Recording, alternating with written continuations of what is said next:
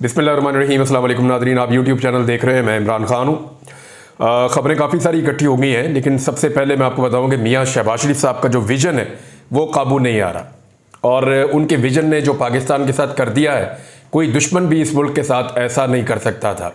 सिर्फ अपने केसेस ख़त्म करने के लिए, अपने ख़ानदान की दौलत को बचाने के लिए और इक़्तिदार में वापस आने के लिए जिस किस्म के कंप्रोमाइज़ और जिस किस्म की पॉलिसीज़ ये इस मुल्क में लेकर आए और जैसे पाकिस्तान की आवाम के मैंडेट का मजाक उड़ाया गया, कॉन्फिडेंस ख़त्म हो गया और जैसी पॉलिसीज़ इन्होंने लाकर मुसल्लत की इस मुल्क के ऊपर, उनके नतीजे में या उनके विजन के नतीजे में इस वक्त पाकिस्तान कहाँ पहुँच गया है, ये एक ख़बर मैं आपको दिखाता हूँ। सबसे पहले आप ये ज़रा एक मवाजना देख लें।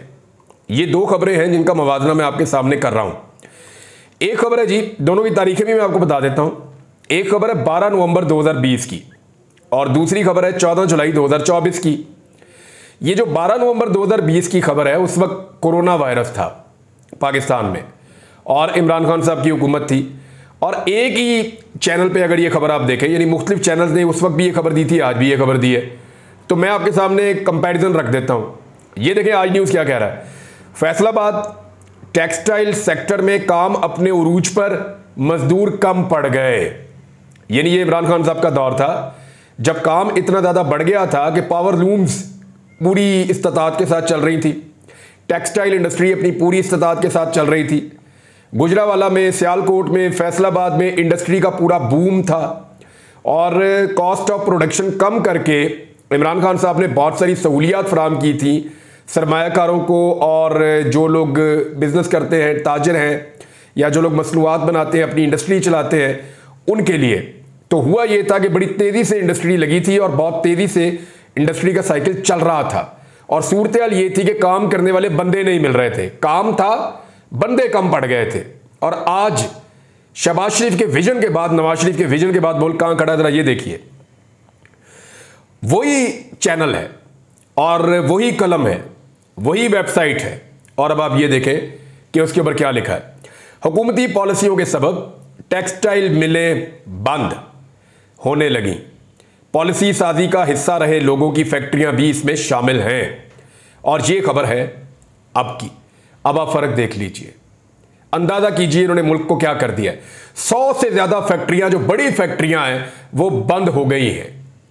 100 से ज्यादा बड़ी फैक्ट्रियां बंद हो गई हैं, बहुत सारे छोटे यूनिट बंद हो गए हैं, 1.5 से 2 लाख मजदूर मजीद बेरोजगार हो गए हैं। और यह कहानी है सिर्फ फैसलाबाद की। सितारा टेक्सटाइल मिल, आप जानते हो कि बहुत बड़ा नाम है पाकिस्तान में। ये 1956 में बनी थी और ये अब तक ऐसे बंद नहीं हुई, लेकिन मियां साहब का विजन इतना ज्यादा है कि इन्होंने उसको भी बंद करवा दिया। और बहुत सारे ऐसे लोगों की फैक्ट्रियां उन्हें बंद करनी पड़ गई जो लोग माजी में पॉलिसियां बनाने के अंदर अपना रोल प्ले करते रहे हैं। और ये कॉस्ट ऑफ प्रोडक्शन बढ़ गई, यानी बिजली की कीमत बहुत बढ़ गई, गैस की कीमत बहुत बढ़ गई, रॉ मटेरियल की कीमत बहुत बढ़ गई। इन्होंने इंपोर्ट्स के ऊपर पाबंदियां लगा दी, हर चीज को काबू और कंट्रोल कर लिया। तो इंडस्ट्री चलेगी कैसे? और जो इंडस्ट्री नई आई थी, जो तेजी से चल रही थी, जिस पे खर्चा नहीं हो रहा था, आईटी की इंडस्ट्री, उसके साथ इन्होंने क्या किया वो मैं आपको बाद में बताता हूं। उस पर खबर आई बड़ी अजीबोगरीब किस्म की, उनकी मिनिस्टर ने जो स्टेटमेंट दिया वो मैं आपको बाद में बताता हूं। लेकिन पहले आप ये देखें कि 100 के करीब फैक्ट्रियां, 100 से ज्यादा फैक्ट्रियां वो बंद हो गई हैं और कॉस्ट ऑफ प्रोडक्शन बहुत ज्यादा बढ़ गई है। और ये कारनामा किया है शहबाज शरीफ साहब की हुकूमत ने और इससे बेरोजगारी फैल रही है। गौहर एजाज साहब ने एक दावा किया है और उन्होंने ये कहा, ये साबिक निगरान वज़ीर तिजारत भी है, इन्होंने कहा कि जुलाई में जो बिजली पैदा हुई है उसके ऊपर जो लागत आई है वो 9 रुपए फी यूनिट रही है। तो फिर हुकूमत ने ये बिजली गरीब आदमी को, मतलब बहुत कम यूनिट इस्तेमाल करने वाले को 40 रुपए से लेकर 80 रुपए तक क्यों बेची? एवरेज आप लगा लें तो जो बिजली बनती है 9 रुपए में, वो 70-80 रुपए में क्यों बेच रही है हुकूमत? ये सवाल उन्होंने उठाया। अच्छा, उन्होंने सिर्फ सवाल नहीं उठाया, उन्होंने आदादो शुमार भी शेयर किए हैं। डॉक्टर गौहर एजाज ने ट्वीट करते हुए कहा कि जुलाई में बिजली की कुल पैदावार 20,000 मेगावाट थी, जिसमें से 35% बिजली यानी 7,000 मेगावाट के करीब बिजली जो है वो पानी से पैदा की गई, जो कि बहुत कम कॉस्ट होती है, बहुत ही कम होती है। उन्होंने कहा कि जुलाई में बिजली की पैदावारी लागत 9 रुपए 3 पैसे फी यूनिट रही है। जब ईंधन की कीमत 9 रुपए 3 पैसे फी यूनिट है तो बिल कैसे 40, 60 या 80 रुपए फी यूनिट तक पहुंच गया? यह सवाल उन्होंने पूछा। उन्होंने कहा जी पाकिस्तान के पास 43,000 मेगावाट से ज्यादा बिजली पैदा करने की सलाहियत है। लेकिन मामला क्या है, अब जरा आप गौर कीजिएगा। वो ये कह रहे हैं कि जुलाई के महीने में जो बिजली हमने पैदा की है, वो बिजली पैदा हुई है 9.03 ₹9.03 फी यूनिट, इतने में बिजली पैदा किया 1 यूनिट, जो कॉस्ट पड़ी है। सारी बिजली मिला लेना आप, वो ऐसे नहीं निकलती कॉस्ट।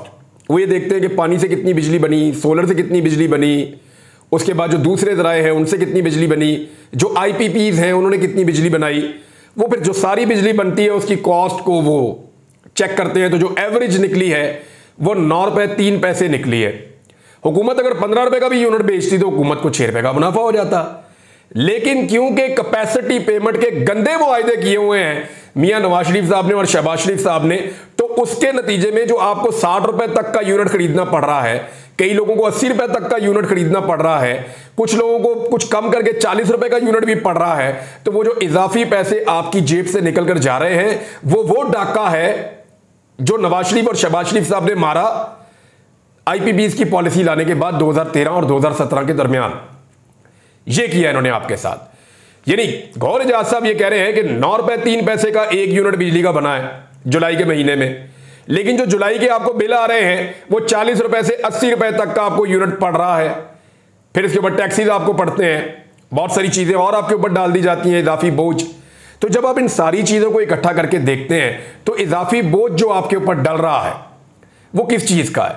यानी जो आपको 20-20, 30-30, 40-40, 50-50 रुपए एक यूनिट पे एक्स्ट्रा देने पड़ रहे हैं, वो वाली कैपेसिटी पेमेंट है जो मियां साहबान ने आपके गले में डाली हुई है। ये बिल नहीं है आपका नाजरीन, मैं आपको फिर बता रहा हूं कि आपका बिजली का बिल जो आपकी बिजली की पैदावार की सलाहियत है उसके मुताबिक जो आपने बिजली पैदा की है 20,000 मेगावाट, वो आपको ₹9.03 फी यूनिट में आपने पैदा की है जुलाई में। लेकिन हुकूमत आपको वही बिजली बेच रही है ₹40, ₹60, ₹80 यूनिट करके। वो इतना महंगा आपको क्यों बेच रही है? क्योंकि उन्होंने कैपेसिटी पेमेंट देनी है उन IPPs को जो IPPs मियां नवाज शरीफ और शहबाज शरीफ साहब ने 2013 से 2017 के दरमियान लगाए हैं। और वही वो IPPs है जिन्होंने पाकिस्तान का खून निचोड़ा है। 1994 वाले IPPs मैंने आपको कल बताया था, या 2002 के बाद लगने वाले IPPs, उन IPPs को अगर आप जीरो भी कर देना उनकी कैपेसिटी पेमेंट्स को और उनको काबू कर लें आप, तो आपको फर्क पड़ता है ₹1.40 के करीब। बाकी सारी कैपेसिटी पेमेंट आपको पड़ती है जो मियां नवाज शरीफ साहब ने डाली है आपके ऊपर। ये तो आप शुक्र करें और शुक्रिया अदा करें जाके इमरान खान का, जिसने इसको ₹148 पे बहुत सारे प्रोजेक्ट को फिक्स कर दिया था। खासतौर पे जब वो चीन से बात कर रहे थे ये ₹148 पे इसको फिक्स करें, वरना आज आपको ₹280 देने पड़ रहे होते एक यूनिट के पीछे कैपेसिटी पेमेंट की मद में, क्योंकि उन्होंने डॉलर रेट पे फिक्स किया हुआ था। पता नहीं बाप का पैसा था या लूट का माल था कि इस किस्म के इन्होंने मुआहदे किए इस मुल्क में। ये है कौमी सलामती का मसला। वो नहीं है कि रऊफ हसन ने फलां अंग्रेज सहाफी से बात कर ली और रऊफ हसन ने फलां इंडियन सहाफी से बात कर ली। वो करण थापड़ कौन है? वो इंडियन गवर्नमेंट भी उससे खुश नहीं होती। उसके पाकिस्तान के कई उसने हुक्मरानों के इंटरव्यू किए हुए हैं पहले। करण थापड़ के बारे में नवाज शरीफ से आप पूछ लें वो कौन है।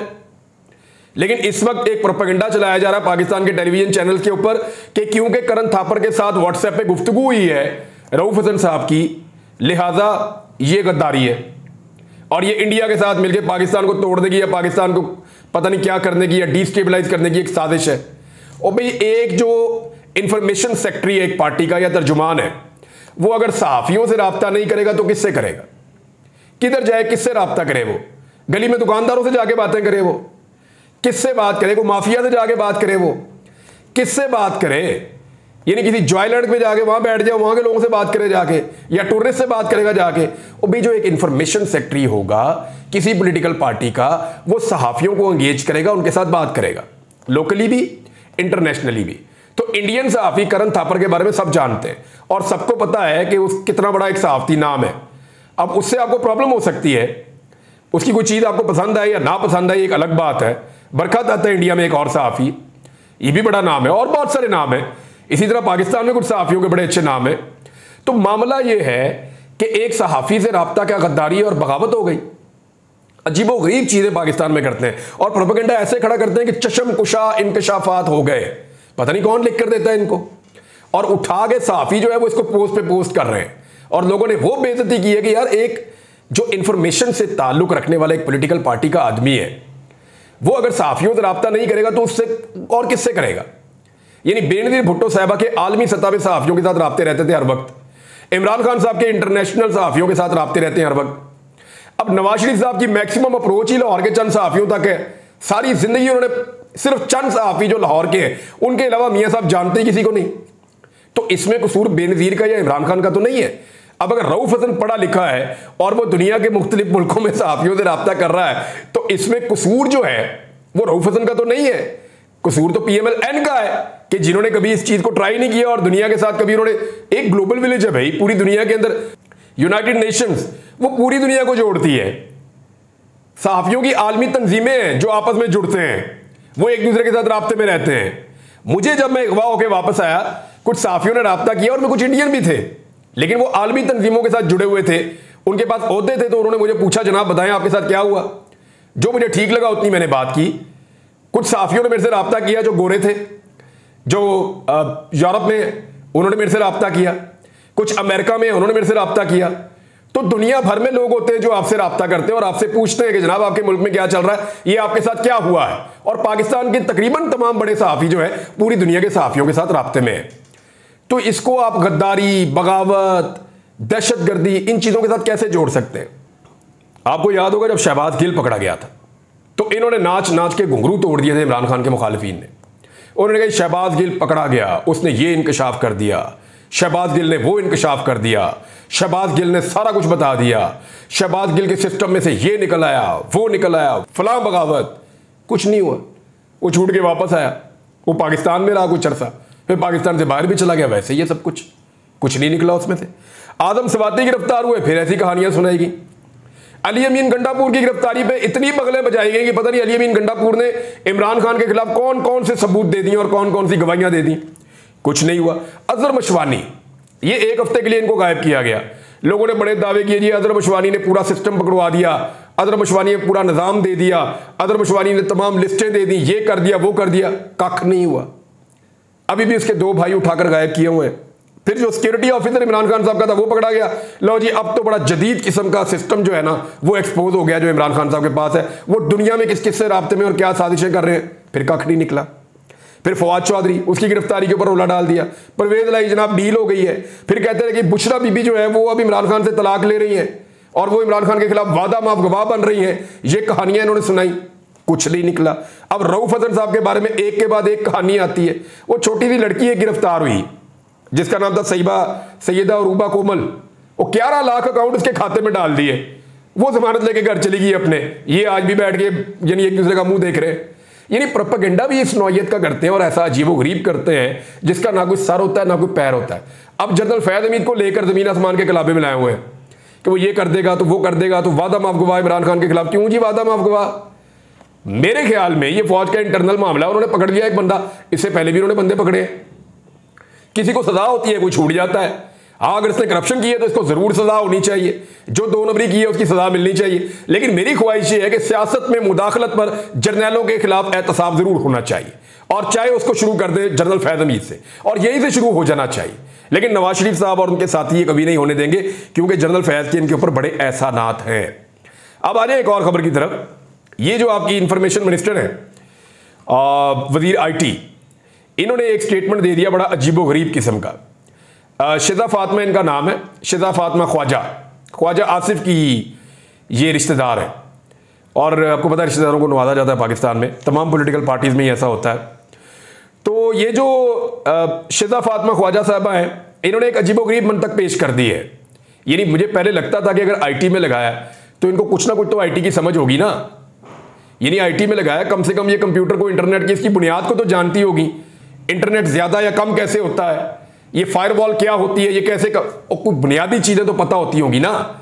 मैं तो ये सोच रहा था। लेकिन जरा आप स्टेटमेंट सुने मौसूफा का, आपको आइडिया हो जाएगा कि सिर्फ इनकी ऐनक देख के किसी को लगा कि ये IT की एक्सपर्ट हो सकती है, चुप के IT में वजीर लगा दिया। अंदाजा करें आप, ना बंद किया ना सुस्त किया। स्टेटमेंट इनका चेक करें जिसको रद्द कर दिया गया है। तमाम जितने भी फ्री कैन है, जितने भी स्टेक होल्डर हैं, सब ने कहा जी झूठ बोल रही, गलत बात कर रही। उन्होंने कहा कि ना तो इंटरनेट को बंद किया और ना ही सुस्त किया, VPN के इस्तेमाल से मसला हुआ है। अंदाजा करें आप, यानी जो VPN का इस्तेमाल, ये मिसाल पता कैसे, ये ऐसे है मिसाल जो 2005 में पाकिस्तान में जल्जला आया था ना, उसके बारे में एनडीएमए ये कह देता कि जी बच्चे उछल रहे थे, छलांगे मार रहे थे, उनकी वजह से जलजला आ गया। यानी मैंने आपको एग्जाम्पल ऐसे ही मैं दे सकता हूं इसकी, जैसी बात करेंगे वैसे ही फिर एग्जाम्पल होगी ना। जैसे इन्होंने कहा कि वीपीएन के इस्तेमाल से पूरे पाकिस्तान का इंटरनेट स्लो हो गया और बंद हो गया, खराब हो गया, ये इन्होंने वजह बताई ना। तो इसी तरह ये कह सकते हैं कि जी बच्चे उछल रहे थे, उसकी वजह से पाकिस्तान में जलजला आ गया और हजारों लोगों की जो है वो जान चली गई। ये फिर ये भी कह सकते हैं। ये दोनों चीजें मिलती जुलती हैं, अलग अलग नहीं। इनकी अकल पे मातम करने को दिल करता है और जिन्होंने इनको लाकर बिठाया है उनको तो शाबाश देने को दिल करता है कि क्या आपने तोहफे लाकर पाकिस्तान में बिठा दिए हैं। बहरहाल ये इनका एक पॉइंट ऑफ व्यू था, लेकिन इंटरनेट पाकिस्तान में इतना सुस्त किया गया कि एक खबर रिपोर्ट हुई है कि बांग्लादेशी टीम पाकिस्तान में आई है क्रिकेट खेलने के लिए और उनके प्लेयर्स जो हैं वो स्लो इंटरनेट से काफी फ्रस्ट्रेट हो रहे हैं। ये मैंने कहीं पे खबर पढ़ी है। अब मामला ये है कि बांग्लादेश में इंटरनेट पाकिस्तान से फिर इसका मतलब बहुत बेहतर है। वो जिन्हें हम कहते थे ना 2 टके के बंगाली, उनका 1 टका जो है ना वो आज 2.5 रुपए का है। उन्होंने अपनी 2 मरतबा आज़ादी हासिल कर ली है और आज वो एक आज़ाद कौम के तौर पे पाकिस्तान से कितने आगे चले गए हैं। वो हमेशा फस्तायत और जबर के खिलाफ खड़े होते हैं और उनकी तरक्की पाकिस्तान के लिए एक मशल राह हो सकती है। वो पाकिस्तान से कितना आगे निकल गए। जिनको हम ताने दिया करते थे आज वो यहां पे तंग हो रहे हैं कि जी यहां पे इंटरनेट बहुत स्लो है। तो ये पाकिस्तान को यहां पहुंचाया और ये विजन है शहबाज शरीफ साहब का, बड़ा आला किस्म का। इमरान खान साहब चांसलर का इलेक्शन कैसे लड़ेंगे ऑक्सफोर्ड में, इसके ऊपर अगले वीलॉग में चले बात कर लेते हैं। अब तक के लिए इतने, अपना ख्याल रखिएगा, अपने चैनल का भी। अल्लाह हाफिज़।